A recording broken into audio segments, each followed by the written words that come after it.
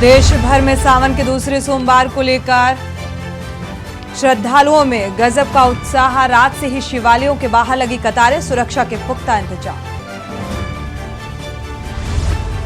विपक्षी एकता की बढ़ती ताकत को दिखाते हुए बेंगलुरु में होने वाली बैठक में कुल 26 दल शामिल। यूपी से सपा प्रमुख अखिलेश यादव भी हुए रवाना। तो आज से शुरू हो रहा है महाराष्ट्र विधानसभा का मानसून सत्र। राकपा ने अजीत खेमे के सदस्यों और पार्टी के बाकी विधायकों के लिए की अलग अलग बैठकों की मांग। मध्य प्रदेश के विदिशा में बड़ा हादसा टला। भोपाल दिल्ली वंदे भारत ट्रेन में लगी आग, सभी यात्री सुरक्षित।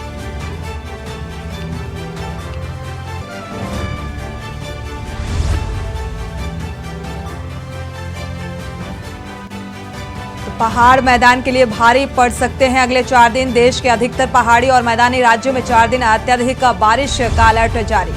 मूसेवाला हत्याकांड में एनआईए का बड़ा खुलासा। पाकिस्तान से आए थे हत्या के प्रयुक्त हथियार। पिछले 29 साल में मई को की गई थी सिद्धू मूसेवाला की हत्या। आप देख रहे हैं के न्यूज, खबरों का सारथी।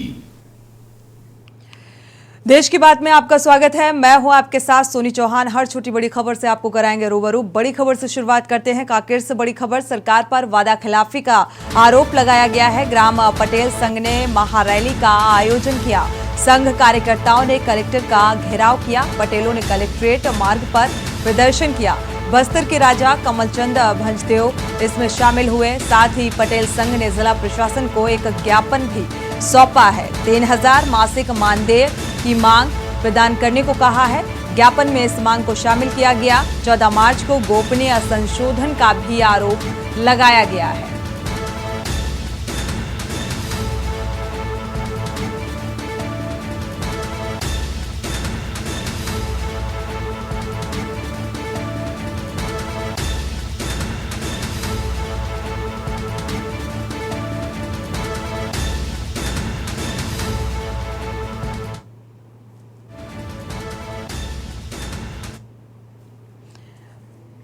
बढ़ते आगे, कांकेर से आपको खबर बता दें। सर्व आदिवासी समाज के युवाओं ने घेराव किया। विधायक निवास का घेराव किया गया और पारंपरिक वेशभूषा और गाजेबाजी के साथ वहां पर पहुंचे गोंड वाना समाज के युवाओं को पुलिस ने फिलहाल रोका।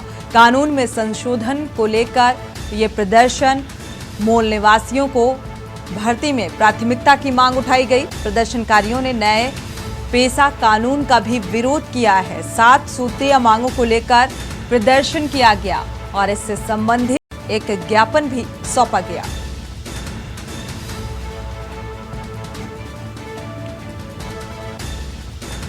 तो कानून में संशोधन किया जाए, इस मांग को उठाया गया है। मूल निवासियों को भर्ती में प्राथमिकता की भी मांग इसमें से अहम है। प्रदर्शनकारियों ने नए पेशा कानून का भी विरोध किया है। तो 7 सूत्रीय मांगों को लेकर यह प्रदर्शन और इससे संबंधित एक ज्ञापन भी। कांकेर से आपको खबर बता रहे हैं। सर्व आदिवासी समाज के युवाओं का यह प्रदर्शन सामने आ रहा है।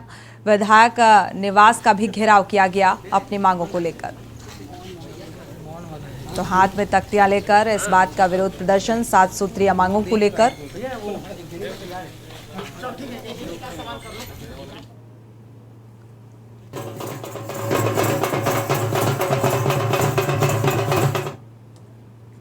और इसी बीच सोनीपत से खबर मिल रही है। मुख्यमंत्री मनोहर लाल आज सोनीपत के दौरे पर हैं। सोनीपत की धरती से सीएम ने एक बड़ा संदेश दिया।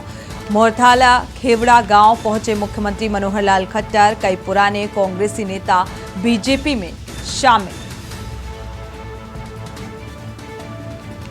तो कई पुराने कांग्रेसी नेता बीजेपी में हुए शामिल। इस बात का जिक्र क्योंकि लगातार ये बदलाव देखने को मिल रहा है। सोनीपत से आपको खबर बता रहे हैं। सीएम मनोहर लाल का आज ये दौरा और दौरे के दौरान एक बड़ा संदेश। तो मोरथल खेवड़ा गांव पहुंचे मुख्यमंत्री मनोहर लाल। कई पुराने कांग्रेसी नेता अब बीजेपी में शामिल हुए हैं। तो इस बात का जिक्र करते हुए सोनीपत से आपको खबर बता रहे हैं।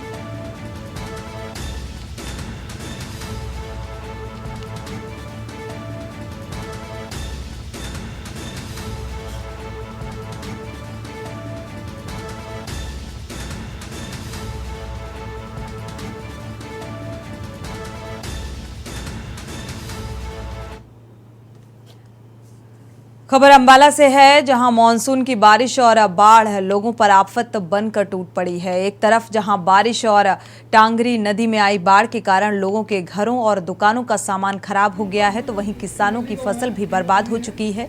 किसानों की फसलें खराब होने का सिलसिला लगातार जारी है। अब तक किसानों की 4 फसलें बारिश के कारण बर्बाद हो चुकी हैं।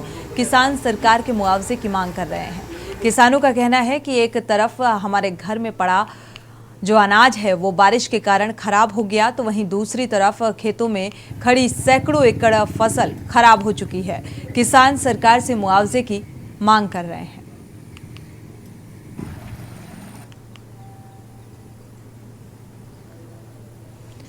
तो अंबाला की ये तस्वीर, जहां पर लगातार हो रही बारिश के चलते जलभराव की स्थिति, जो किसानों की कई बीघे जो खेत हैं और कई एकड़ जो फसल है वो पूरी तरीके से जलमग्न हो चुकी है, जिससे अब सरकार से मुआवजे की मांग कर रहे हैं किसान कि मूल्यांकन कर उचित मुआवजा दिया जाए, इस नुकसान की भरपाई की जाए।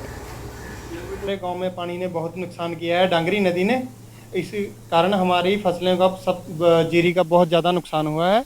हमें गवर्नमेंट से अपील है, हरियाणा गवर्नमेंट से, कि हमें 50,000 रुपये पर एकड़ का मुआवजा दिया जाए। कोई सरकारी यहाँ अभी कोई सरकारी कोई नहीं आया जी, यहाँ पे जी अभी कोई नहीं आया जी यहाँ सहायता के लिए। जमीन है जी, साथ में ही जीरी लगाई भी है जी, सारी मर चुकी और बिल्कुल अब तो आगे पौध भी नहीं है जी हमारे पास, हम कुछ कर लें आगे के लिए। और पीछे भी हमारा नुकसान हुआ है, मिर्चें भी मरी है हमारी इधर, और अब भी पानी आ रहा है साथ की साथ, तो हमारा कुछ नहीं है जी, अब बस ख़त्म है जी कहानी। तो आपसे यही दरख्वास्त है जी, भी मानो अच्छे से अच्छा कोई सरकार मुआवजा दे, ज़्यादा से ज़्यादा, ताकि अगे अपनी खेती नूं अपना कारोबार चला सकें जी। हाँ जी, धन्यवाद जी।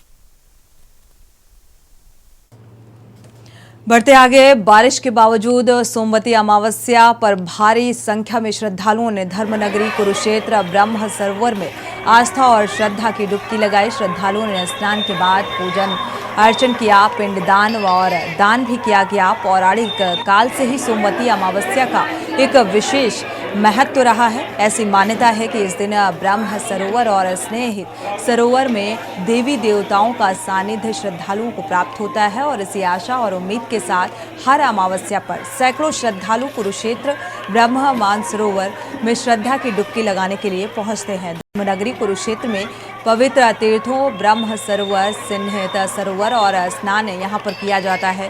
इसके बाद पूजा अर्चना और पाठ करके पितरों की शांति के लिए पिंडदान भी किया जाता है, और श्रद्धालु भारी तादाद में पहुंचकर पिंडदान करते हुए नजर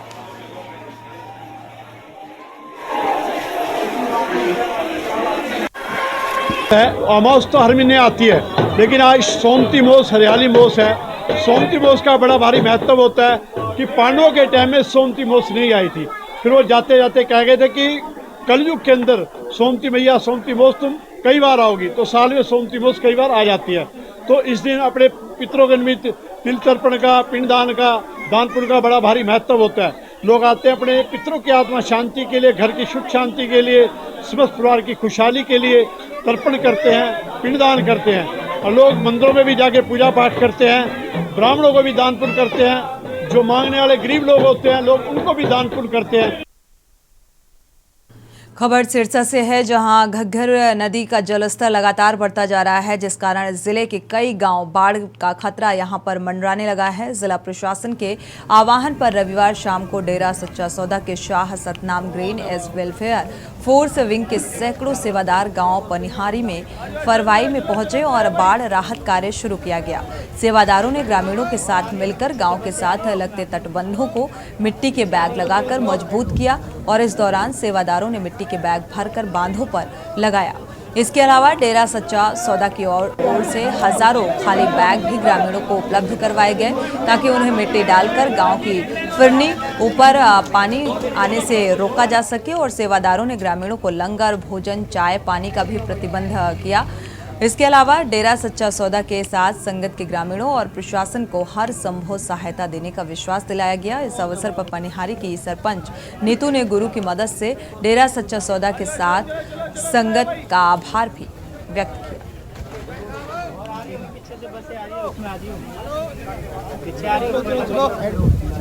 आज जैसे प्रशासन की तरफ से आह्वान किया गया, तो आज पूज्य हजूर पिता संत डॉक्टर गुरमीत राम रहीम सिंह इंसा जी की प्रेरणा पर चलते हुए आज शास्त्रनाम जी गिरनार स्पेशल फोर्स विंग के सदस्यों ने आज यहाँ पर मोर्चा संभाला है।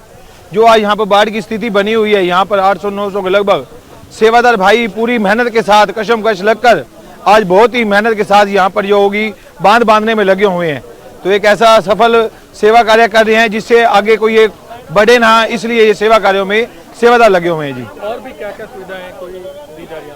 आज जो शास्त्रनाम जी गिरनार स्पेशल फोर्स विंग की तरफ से जो बांध बांधा जा रहा है, खुद कस्सी में मिट्टी डालकर बिल्कुल बांध को पक्का करने के लिए मिट्टी कट्टों में डालकर बांध के पूरा बांध को पक्का किया जा रहा है। इसके अलावा शास्त्रनाम जी गिरनार की बहनें भी जो लंगर की सेवा कर रही हैं।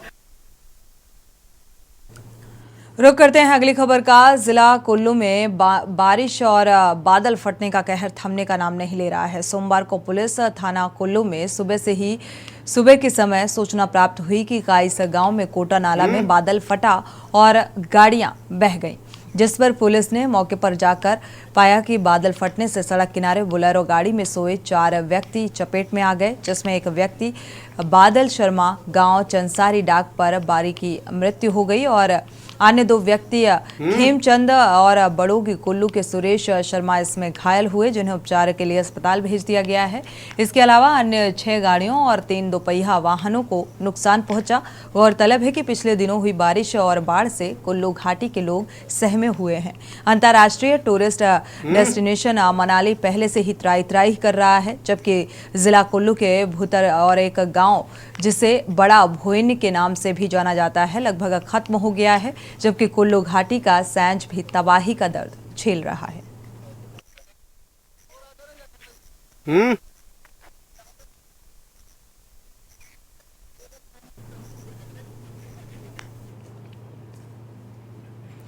बढ़ते आगे, फतेहाबाद में SYL का जिक्र करते हुए सांसद सुनीता दुग्गल ने कहा है कि आज यदि SYL का निर्माण हरियाणा तक होता तो बाढ़ के इस तरह के हालात नहीं बनते। फतेहाबाद जिला प्रशासन की ओर से लगातार नागरिकों की मदद के लिए सभी तरह के मुकम्मल प्रयास किए जा रहे हैं। किसी भी तरह के जाने का नुकसान भी और कोई नुकसान की खबर अभी तक सामने नहीं आई। लोगों को सुरक्षित स्थानों पर पहुंचाया गया है। हालांकि प्रकृति से हम नहीं लड़ सकते, लेकिन फिर भी फतेहाबाद के DC और SP लगातार फील्ड में हैं और हालात पर नजर बनाकर तुरंत राहत और बचाव कार्य को लागू किया जा रहा है।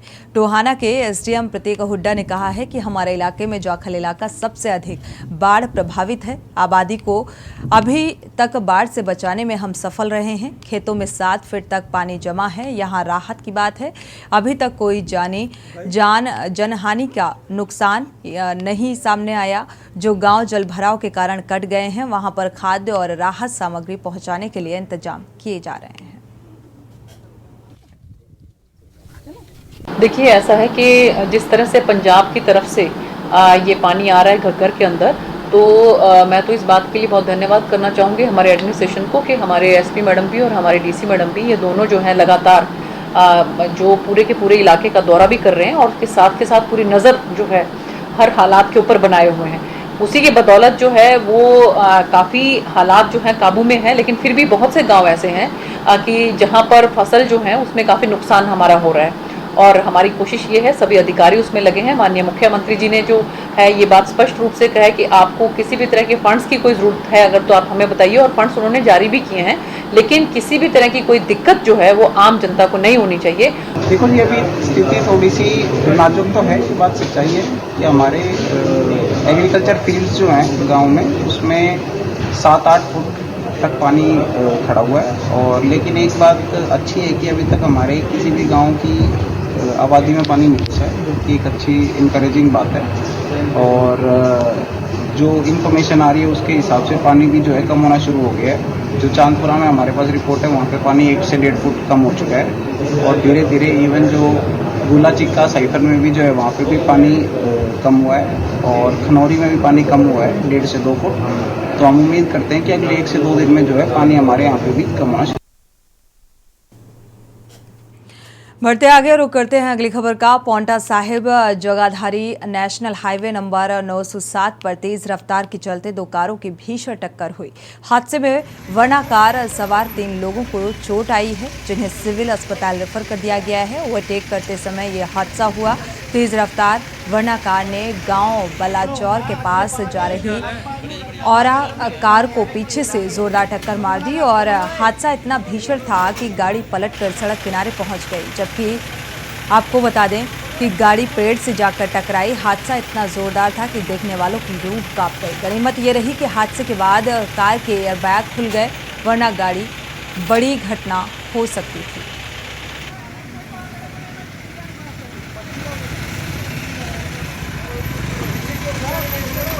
उधर से चंचौली की तरफ से एक जगाधरी जा रहा था जी, तो मेरी स्पीड लिमिट में थी 70-80 के आसपास जी, और पीछे वरना वाले आ रहे थे जी, उनकी ओवर स्पीड थी जी, तो उन्होंने मेरी गाड़ी हिट कर दी जी। अच्छा, तो आपको चोट लगी है? बस थोड़ी बहुत लगी बाजू वगैरह पे जी। अच्छा, जो दूसरे थे वो कितने थे? वो 4 जने थे, चारों हॉस्पिटल में चले गए जी। 112 से सूचना आई थी 2 गाड़ियों का एक्सीडेंट हुआ है और मौके पे जो 3 इंजर्ड थे उनको हॉस्पिटल भेज दिया गया है और अभी कार्रवाई अमल में लाई जा रही है। कैसे हादसा हुआ? ये 2 गाड़ियां आपस में टकराई हैं। हाँ जी, ये भी क्लियर नहीं है, अभी मौके पे आया हूँ, देखता हूँ जैसे भी होगा। घायलों को हॉस्पिटल भेज दिया। बढ़ते आगे खबर हरियाणा के कुरुक्षेत्र से है, जहां बाढ़ प्रभावित इलाकों में स्वास्थ्य विभाग हाई अलर्ट हो गया है और स्वास्थ्य विभाग घर घर जाकर दवाइयां बांटने का काम कर रहा है। कुरुक्षेत्र लोकनायक जयप्रकाश अस्पताल के डॉक्टर रमेश संभरवाल के मुताबिक बाढ़ के पानी से स्किन की ज़्यादा प्रॉब्लम सामने आ रही है और आने वाले समय में लोगों को बुखार भी हो सकता है। उन्होंने हिदायत दी कि पानी को उबालकर 1 घंटे के बाद पिए।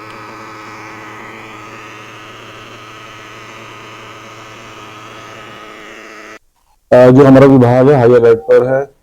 हमारे यहाँ एंटी लार्वल एक्टिविटीज की जा रही है। हमारे जो है हेल्थ वर्कर्स हैं, बहुउद्देशीय स्वास्थ्य कर्मी, वो घर घर जाकर लोगों की रक्त पट्टिकाएं बना रहे हैं। किसी को भी बीमारी हो रही है वहीं पे वो दे रहे हैं, उनको मेडिसिन दे रहे हैं।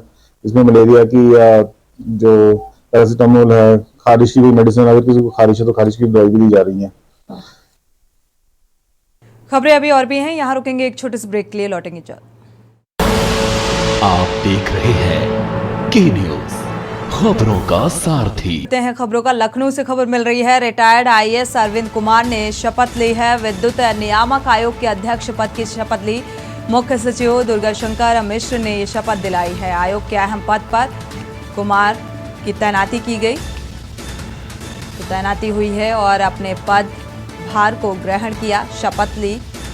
आयोग के अहम पद पर कुमार की तैनाती। लखनऊ से खबर, रिटायर्ड आईएएस अरविंद कुमार ने ये पदभार संभाला है। विद्युत नियामक आयोग के अध्यक्ष पद की शपथ ली है, तो एक अहम जिम्मेदारी मुख्य सचिव दुर्गाशंकर मिश्र ने यह शपथ दिलाई है। आयोग के अहम पद पर कुमार की तैनाती, एक अहम जिम्मेदारी और अपनी जिम्मेदारी को लेकर तैयार। विद्युत नियामक आयोग के अध्यक्ष पद की शपथ ग्रहण की। मुख्य सचिव दुर्गाशंकर मिश्र ने यह शपथ दिलाई है।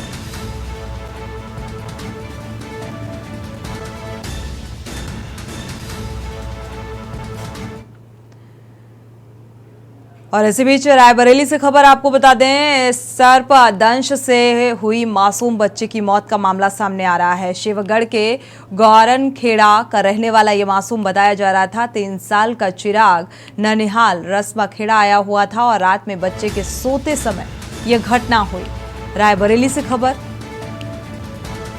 तो शिवगढ़ के गौरन खेड़ा का रहने वाला ये मासूम बताया जा रहा है। 3 साल का चिराग ननिहाल रस्मा खेड़ा आया हुआ था और देर रात की ये घटना, रात में बच्चे के सोते समय ये दुर्घटना हुई, ये कहा जाए तो ये कहा जा रहा है कि सांप ने काटा, जिसकी वजह से इस मासूम की मौत हो गई। 3 साल के चिराग की मौत।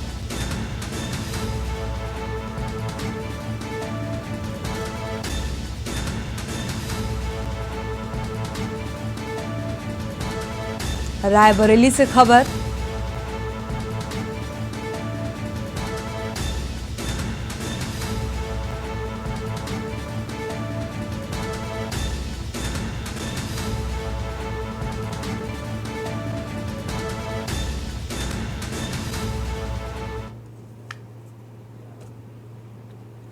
बढ़ते आगे, अयोध्या से आपको खबर बता दें, राम मंदिर में 5 साल के भगवान की लगेगी मूर्ति। भगवान राम की बालक रूप की मूर्ति लगाई जाएगी।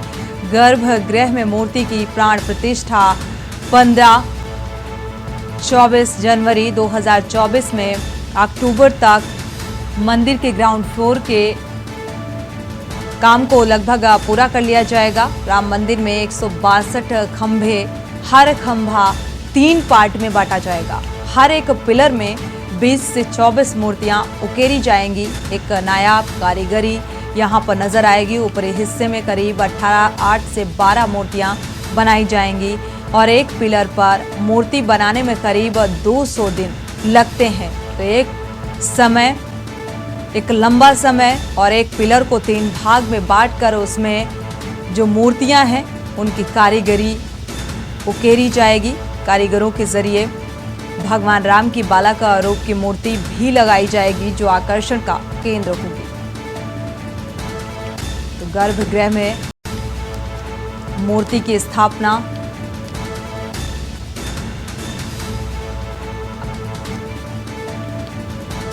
राम मंदिर में 162 खंभे और हालांकि ये काम जोरों पर है। हर एक पिलर में 20 से 24 मूर्तियां उकेरी जाएंगी जो लोगों के आकर्षण का केंद्र रहेंगी। ऊपरी हिस्से में 8 से 12 मूर्तियां बनाई जा रही हैं और एक पिलर को 3 भाग में बांटा गया है। तो करीब 200 दिन लगते हैं। राम मंदिर में 5 साल के भगवान की मूर्ति की भी स्थापित की जाएगी। भगवान राम के बालक रूप की मूर्ति लगेगी।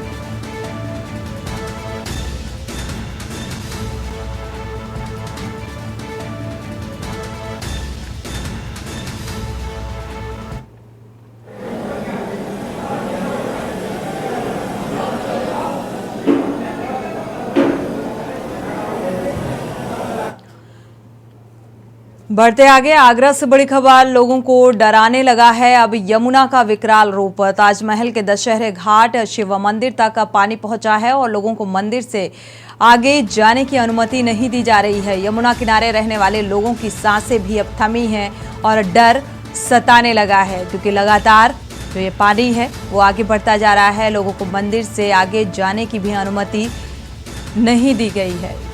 तो यमुना किनारे जो लोग रह रहे हैं वो डरे और सहमे हुए हैं क्योंकि लगातार ये जलस्तर बढ़ रहा है। आगरा से आपको खबर बता रहे हैं, लोगों को अब यमुना का पानी भी डराने लगा है। ताजमहल के दशहरे घाट शिव मंदिर तक ये पानी पहुंच चुका है जिससे लोग डरे हुए हैं और साथ ही मंदिर से आगे जाने की भी परमिशन नहीं दी गई है।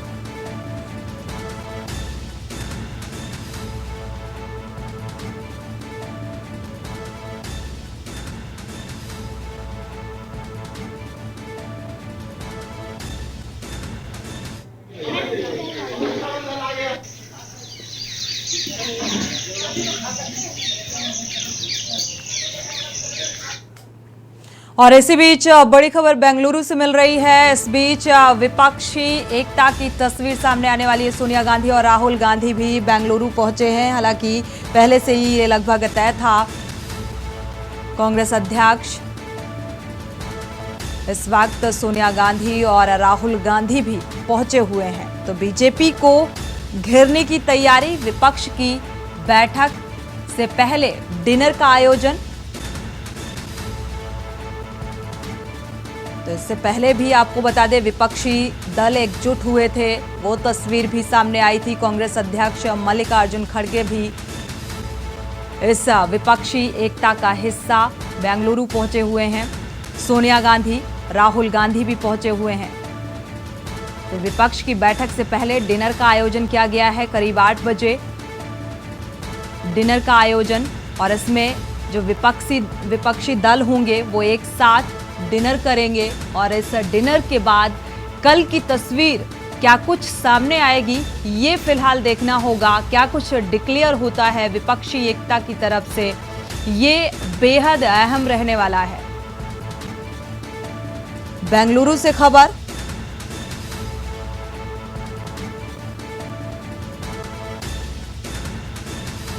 तो कांग्रेस अध्यक्ष मल्लिकार्जुन खड़गे भी मौजूद रहेंगे। साथ ही बीजेपी को घेरने के लिए 2 दिनों तक इस बैठक में चिंतन और मंथन किया जाएगा। विपक्ष की बैठक से पहले आज डिनर का आयोजन किया गया है रात 8 बजे। साथ ही इस बैठक का एजेंडा क्या होगा, क्योंकि इस एजेंडे में सभी की निगाहें होंगी और कल का दिन यानी कि 18 जुलाई बेहद खास। इस डिनर के बाद विपक्षी दल की एकजुटता के बाद क्या कुछ खास रहेगा, क्योंकि पहली बैठक में कुछ खास निकलकर सामने नहीं आया था, लेकिन अब कयास काफी लगाए जा रहे हैं कि एजेंडा अब इस विपक्षी एकता का क्या कुछ निकलकर सामने आएगा। तो कांग्रेस अध्यक्ष मल्लिकार्जुन खड़गे भी पहुंचे हैं।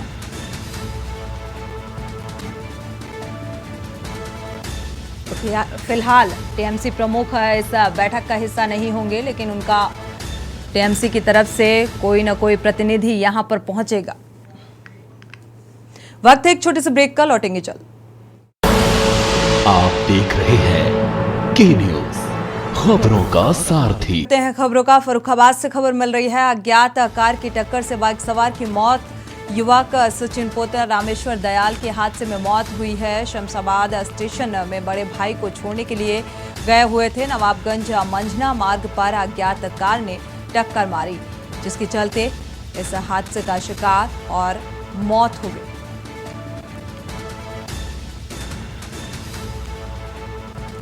फर्रुखाबाद से खबर, अज्ञात कार की टक्कर से बाइक सवार की मौत का मामला सामने आ रहा है। युवक सचिन पुत्र रामेश्वर दयाल की इस हादसे में मौत हो गई है। कार ने टक्कर मारी, जिसके चलते ये हादसा सामने आया और इस शख्स की इस हादसे में मौत हो गई।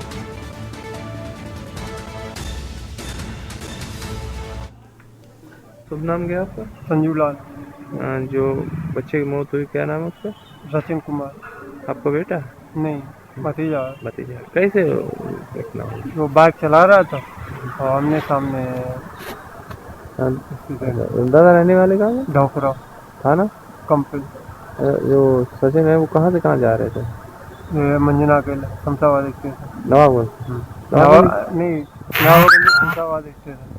नहीं, नवाबगंज में क्या करते हैं ये? नवाबगंज में क्लिनिक खोले, इनका भाई खोले, इनका हवाई दवा वगैरह लेने के लिए जा रहे हैं। महाराजगंज से खबर मिल रही है। भाई ने बहन पर किया चाकू से हमला। स्थानीय लोगों ने बहन को अस्पताल में फिलहाल भर्ती कराया है। घायल बहन की हालत बेहद नाजुक बताई जा रही है, इलाज जारी है। लोगों ने हमला करने वाले भाई को फिलहाल पकड़ लिया है। स्थानीय लोगों ने पुलिस को इस बात की सूचना दे दी है। बहन के प्रेम संबंधों से नाराज था भाई, जिसके चलते इस घटना को अंजाम दिया। सदर कोतवाली के गौनरिया नहर की ये घटना बताई जा रही है। तो फिलहाल स्थिति बेहद गंभीर बताई जा रही है। बहन की हालत नाजुक होने के चलते इलाज जारी है। लोगों ने हमला करने वाले इस भाई को पकड़ लिया और पुलिस के हवाले कर दिया। तो नाराजगी बहन के प्रेम संबंधों को लेकर और नाराजगी इस कदर कि अवैध संबंधों के चलते इस घटना को अंजाम दे डाला। तो मारने की कोशिश। सदर कोतवाली के गौनरिया नहर की यह घटना बताई जा रही है। भाई ने बहन पर चाकू से वार कर दिया।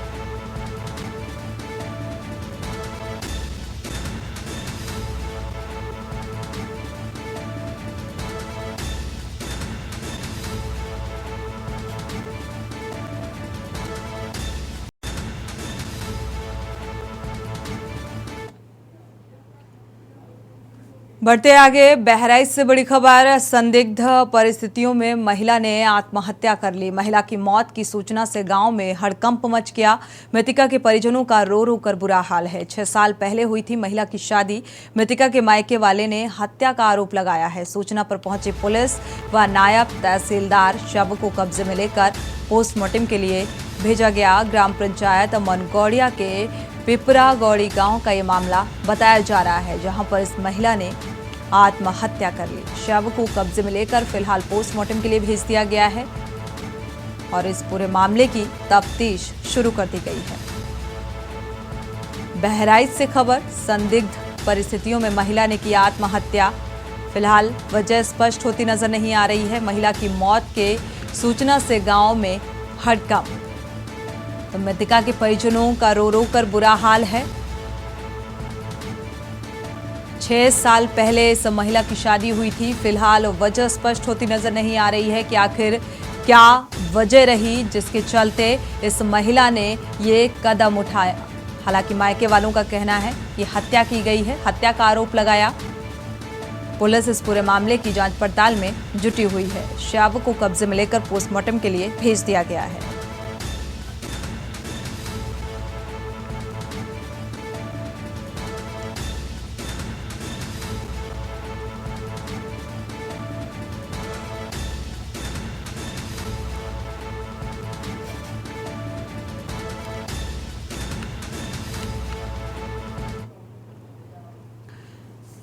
बढ़ते आगे, बिजनौर से खबर है। खेत में काम कर रही महिला पर गुलदार ने हमला कर दिया। गुलदार के हमले से महिला की दर्दनाक मौत। कोतवाली देहात इलाके में गुलदार ने हमला किया। ग्राम मखवाड़ा नहर के पास धान लगा रही थी ये महिला और इसी बीच धान लगा रही महिला पर गुलदार ने हमला कर दिया।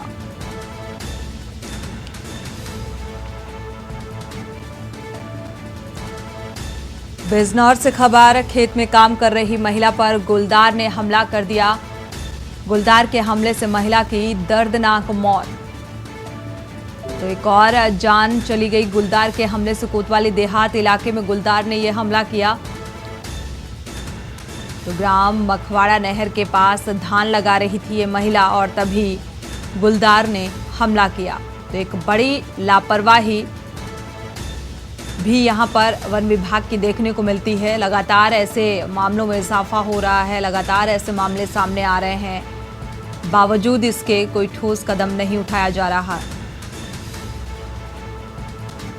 तो वन अधिकारियों की एक बड़ी लापरवाही के चलते बिजनौर से ये मामला सामने आ रहा है। खेत में काम कर रही महिला पर गुलदार ने हमला किया जिसके चलते एक महिला की मौत हो गई।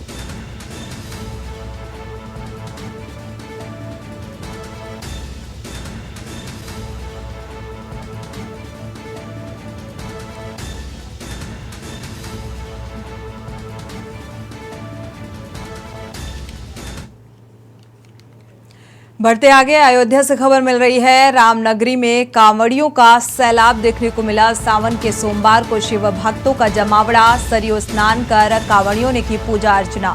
सिद्धपेट नागेश्वर नाथ मंदिर में जलाभिषेक किया गया क्योंकि कांवड़ यात्रा की शुरुआत हो चुकी है और ऐसे में कांवड़ियों का जो जत्था है वो एक भारी तादाद में पहुंच रहा है। सिद्धपेट नागेश्वर नाथ मंदिर में जलाभिषेक भी किया गया। अयोध्या से खबर बता रहे हैं, रामनगरी में कांवड़ियों का सैलाब और ऐसे में सावन है और सावन का आज दूसरा सोमवार को शिव भक्तों का जमावड़ा यहां पर ज्यादा नजर आया। सरयू स्नान का कांवड़ियों ने सरयू स्नान कर पूजा अर्चना की। सिद्धपेट नागेश्वर नाथ मंदिर में जलाभिषेक किया।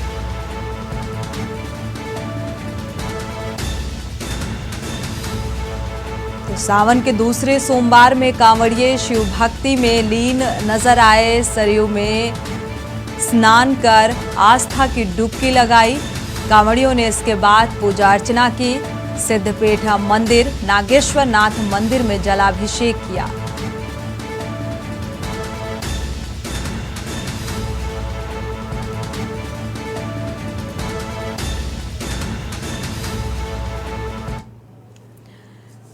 बढ़ते आगे, ऐतिहासिक तीर्थ स्थल पांचाल घाट में सावन तक चलने वाले कांवड़िया मेला में कांवड़ियों का सैलाब। यहां पर कांवड़ियों का सैलाब देखने को मिला। बरेली मार्ग पर कांवड़ियों के जत्थों की लाइनें टूटने का नाम नहीं ले रही थी। पांचाल घाट पर जाम की स्थिति भी बनी रही। कानपुर फतेहगढ़ मार्ग से गुजरने वाले वाहनों को निकालने के लिए पुलिस की मशक्कत भी पुलिस को करनी पड़ी। पांचाल घाट गंगा तट से जल भरकर भोले तेरी बम के जय घोष के साथ कांवड़ियों के जत्थे शिवालयों की ओर रवाना होने शुरू हो गए। कांवड़ियों के जत्थे में महिलाएं भी शामिल रहीं और सावन के दूसरे सोमवार में चलने वाले कांवड़िए मेले में भीड़ शुरू हो गई है। मेले में लगी कांवड़ सजाने के सामान आदि की दुकानों पर भी रौनक देखने को मिल रही है। पड़ोसी जनपद एटा, इटावा, कन्नौज, हरदोई, एटा और आदि के अलावा अगर मध्य प्रदेश का जिक्र करें, ग्वालियर, भिंड, मुरैना, दतिया आदि से भी कांवड़िए यहां आते हैं। तो कांवड़ियों में एक खास उत्साह देखने को मिल रहा है।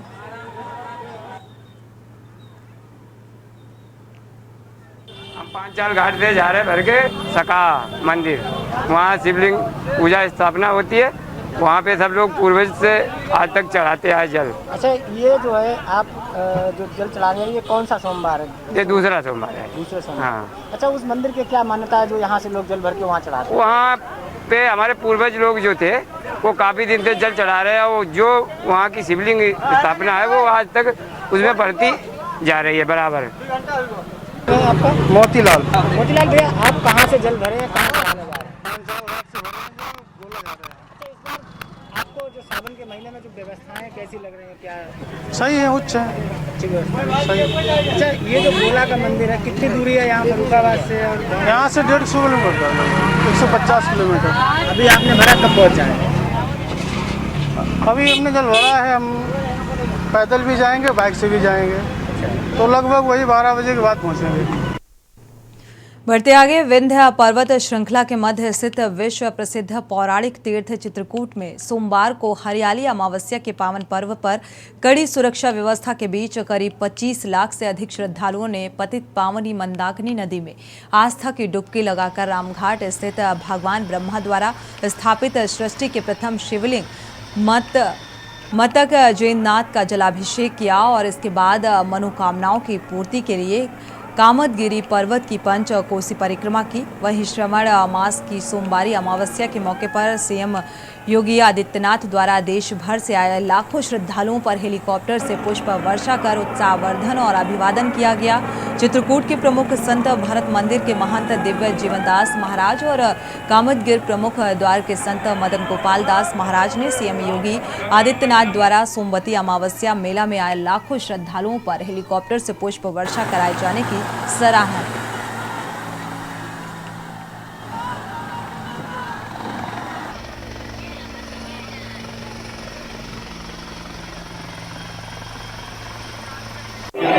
पावन भूमि पर संत जैननाथ जी की तपोस्थली पर यहाँ पर उनका जो साम्राज्य है उस चित्रकूट के पावन धरा पर माननीय उत्तर प्रदेश के मुख्यमंत्री योगी आदित्यनाथ जी द्वारा आज पहली बार एक ऐतिहासिक काम हुआ है। यहाँ पर जो भी श्रद्धालु आए हैं उनके ऊपर कुछ वर्षा उस पर विमान से की गई है।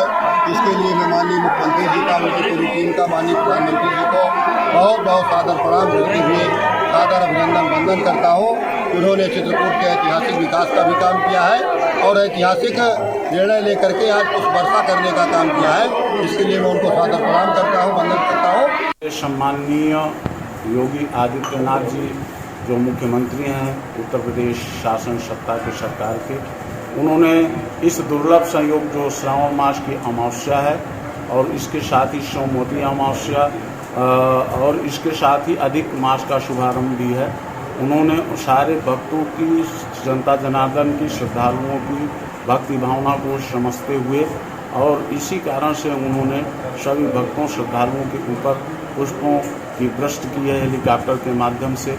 वह बहुत ही अनुपम, अलौकिक, उत्तम कार्य है। बढ़ते आगे, विधानसभा चुनाव के बाद से लगातार अखिलेश यादव को झटके पर झटका लग रहा है। नगर निकाय चुनाव में बुरी तरह हारी समाजवादी पार्टी को लोकसभा चुनाव से पहले एक दिन में 2 झटके और मिले हैं। पहला झटका आजम खान से जुड़ा है तो दूसरा विधायक दारा सिंह का। आजम खान को हेट स्पीच मामले में कोर्ट ने 2 साल की सजा सुनाई है, तो वहीं घोसी से सपा विधायक दारा सिंह ने विधानसभा की सदस्यता से इस्तीफा दे दिया। 2024 से पहले यूपी की राजनीति में हो रहे बदलाव अखिलेश की राह में मुश्किलें खड़ा कर सकता है। क्या है प्रदेश की सियासत का हाल, देखिए इस रिपोर्ट के जरिए।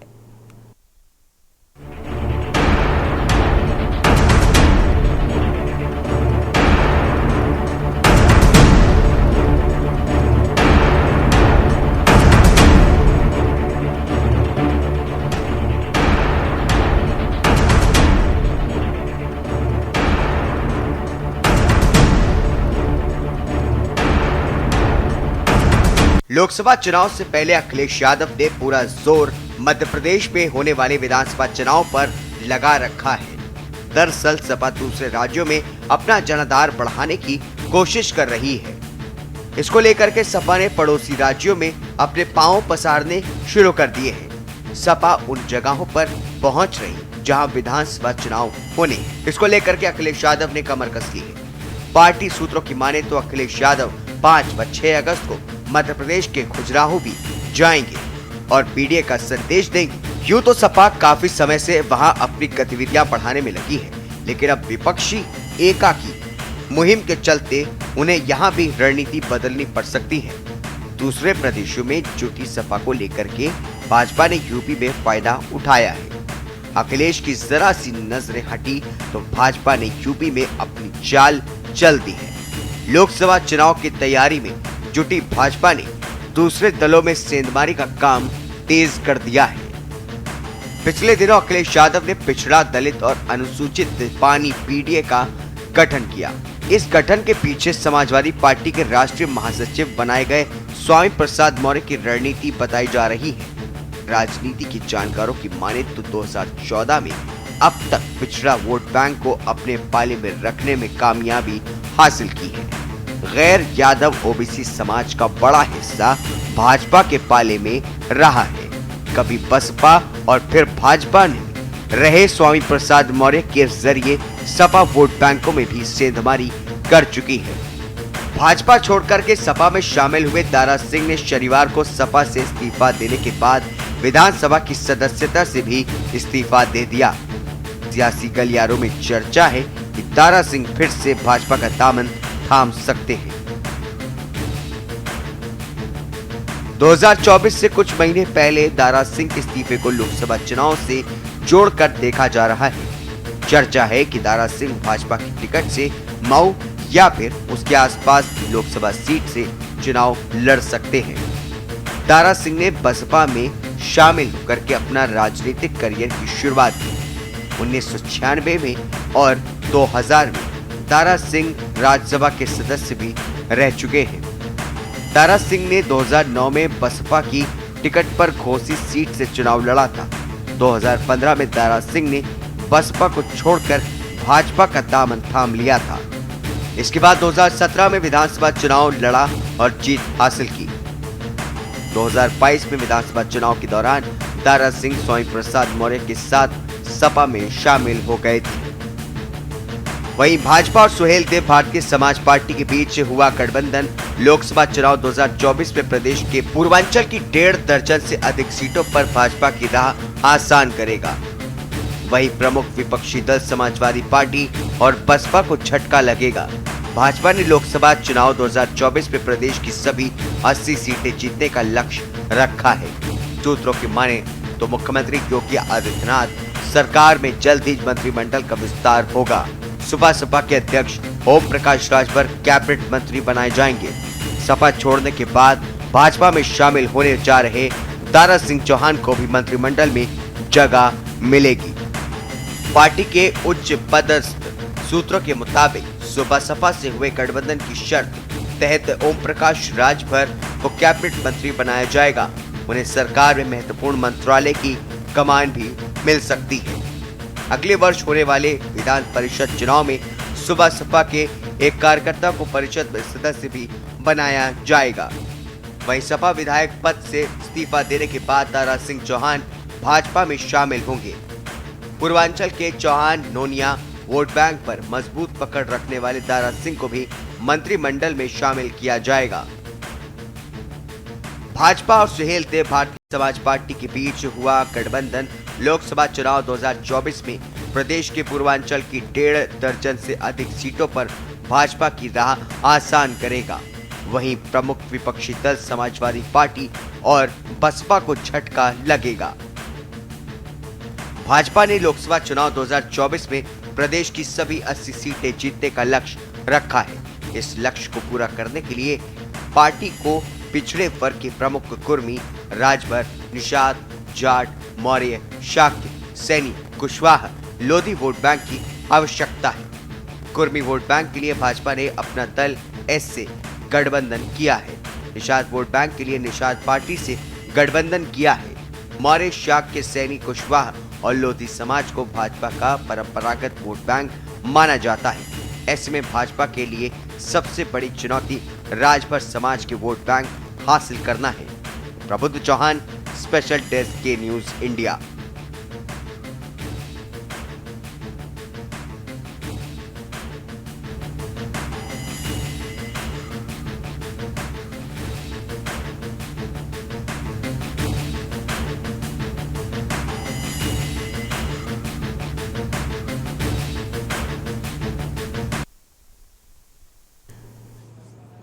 तो ये बात सच है कि बीएसपी और समाजवादी पार्टी को ज़रूर झटका लग सकता है, क्योंकि अब समाजवादी पार्टी का दामन छोड़कर बीजेपी में दारा सिंह चौहान शामिल हो चुके हैं और इससे पूर्वांचल की जो स्थिति है वो मजबूत हो चुकी है बीजेपी की। इसी बीच लखनऊ से खबर मिल रही है। लखनऊ से बड़ी खबर आपको बता दें, अंतर्राष्ट्रीय वाहन चोर गैंग का खुलासा हुआ है। बड़ी खबर लखनऊ से मिल रही है। पुलिस के हत्थे एक वाहन चोर गैंग चढ़ा है। 3 नाबालिग समेत 6 लोगों को गिरफ्तार किया गया है। अंतर्राष्ट्रीय वाहन चोर गिरोह का भंडाफोड़ इंदिरानगर पुलिस ने ये गिरफ्तारी की है और इसमें चोरों के कब्जे से फिलहाल 22 बाइकें बरामद की गई हैं। तो अंतर्राष्ट्रीय गैंग लखनऊ समेत दूसरे जिलों में भी ये चोरी की घटनाओं को अंजाम देते थे। चोरी की 50 से ज्यादा गाड़ियां नेपाल में बेची जा चुकी हैं इनके द्वारा। तो विशाल उर्फ बड़ा बउआ आसिफ कुशाल को अरेस्ट किया गया है, गिरफ्तारी हुई है। लखनऊ से बड़ी खबर, अंतर्राष्ट्रीय वाहन चोर गैंग का खुलासा किया। तो पुलिस के हत्थे चढ़ा वाहन चोर गैंग। पब्लिक लाइव इसने अंतर्गत 15 तारीख को यानी 15 जुलाई को और 16 जुलाई को 2 दिन लगातार 2 चेन स्नैचिंग की घटना हुई। 15 तारीख को पार्क में टहलने जाते समय एक महिला के साथ जो है उनकी चेन छीनी गई थी, जो कैप्टन रमाकांत की पत्नी थी और वो फूल चुन रही थी। उस समय वो 2 लड़के आए और उन्हें जो है एक लड़का उतर के वो भी साथ में फूल चुनने लगा और मौका देखते ही उनका चेन छीन करके भाग गया था। दूसरी घटना अगले दिन 16 तारीख को हुई। उस दिन भी पार्क पर टहलते हुए एक महिला का चेन उन्होंने छीन लिया। तो ये 2 लगातार घटनाएं हुई चेन स्नैचिंग की।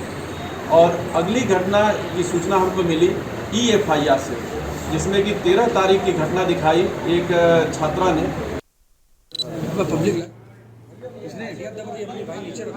और इसी खबर पर ज्यादा जानकारी के लिए भरत सेठी संवाददाता जुड़े हुए हैं। भरत सेठी, क्या जानकारी है इस संबंध में? अंतर्राष्ट्रीय गैंग का भंडाफोड़ हुआ है, गिरफ्तारी भी हुई है, पूछताछ में कुछ निकलकर सामने आ पाया? लखनऊ में लगातार चेकिंग अभियान चल रहा है, जिसके चक्कर में लगातार जो चेकिंग हो रही है वाहनों की, और कई जो चोर हैं वो भी पकड़े गए हैं।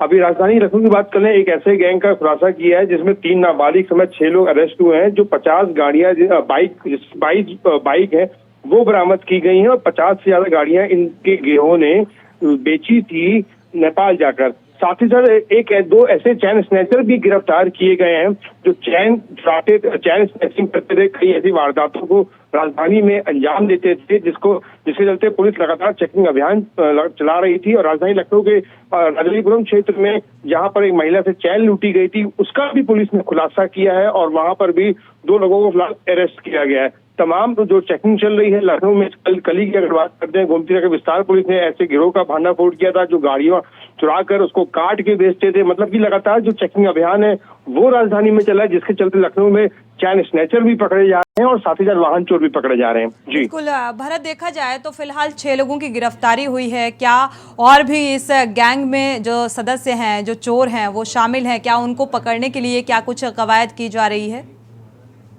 टीम्स लगाई गई हैं, इनसे पूछताछ के दौरान कई अहम खुलासे हुए हैं, लेकिन पुलिस ने अभी वो नाम मीडिया के सामने पेश नहीं किए हैं। पुलिस अपने मामले को पूरी बेहतर तरीके से तफ्तीश कर रही है और उनका पुलिस का यही प्रयास है कि ज्यादा से ज्यादा लोगों को जो इनके गिरोह से जुड़े हुए हैं उनको अरेस्ट किया जाए और मामले का खुलासा किया जाए।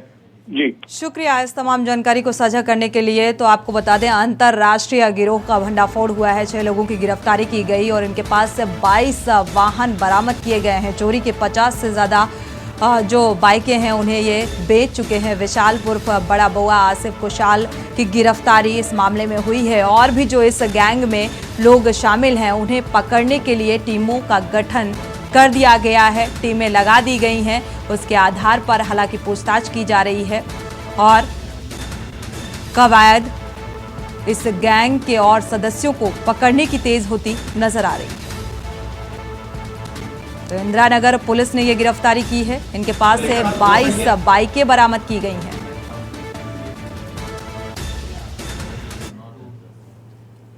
बढ़ते आगे, अंकिता हत्याकांड को लेकर एडीजे कोटद्वार में सोमवार को गवाहों के बयान दर्ज नहीं हो पाए हैं और दरअसल अंकिता हत्याकांड में सरकार की ओर से विशेष अधिवक्ता नियुक्त किए गए जितेंद्र रावत द्वारा इस केस में अपना नाम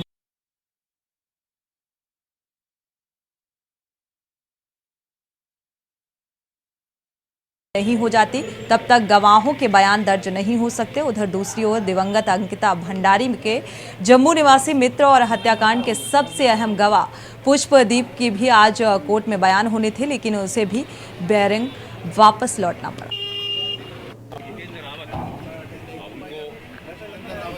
चल रही थी जो फैमिली के मतलब उन्होंने कुछ एलिगेशंस लगाए थे उन पे कि वो सही ढंग से काम नहीं कर रहे हैं, तो बस उसी के मतलब बिहाफ पे अभी तक गवाही नहीं हो पाई। आज समन मेरे पास आ गया था, समन के अकॉर्डिंग मैं आ गया था यहाँ पे, तो अंदर जाके उन्होंने बोला कि आज आपकी गवाही नहीं होगी जब तक फाइनली डिसाइड नहीं हो जाता कि प्रोसिक्यूटिंग कौन रहेंगे तब तक। तो ये करण नेहरा हैं, ये हरीश रावत जी हैं और गणेश गोदाल जी हैं, बहुत सारे ऐसे हैं जिन्होंने मतलब हमारा साथ दिया और हमें ये फैसला हमारे पक्ष में हुआ।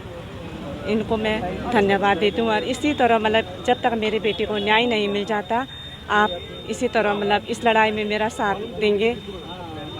तो मैं सरकार से ये चाहता हूँ कि आप जो पुष्पदीप के जो अगले नेक्स्ट जो हियरिंग होनी है 27 जुलाई को होनी है, तो आप सरकार जो है सरकारी वकील तुरंत 1 या 2 दिन के अंदर तुरंत नियुक्त किया जाए, जो हमारे सुख से किया जाए। तब आप वो सरकार को हमने ये कहा कि आप 2-3 वकीलों की लिस्ट दे दो और हम इसमें सहमत होंगे, आप इसको कर दो। तो क्या आपके द्वारा अभी नहीं दीजिए, और जो वकील होगा सरकारी वकील हो वो हमारे साथ तालमेल बैठा के रहे, तभी जाके ऐसा हल हो सकता है और मेरे लड़के को न्याय मिल सकता है। इसी के साथ देश की बात में फिलहाल बस इतना ही। आगे देखिए देवभूमि का दंगल।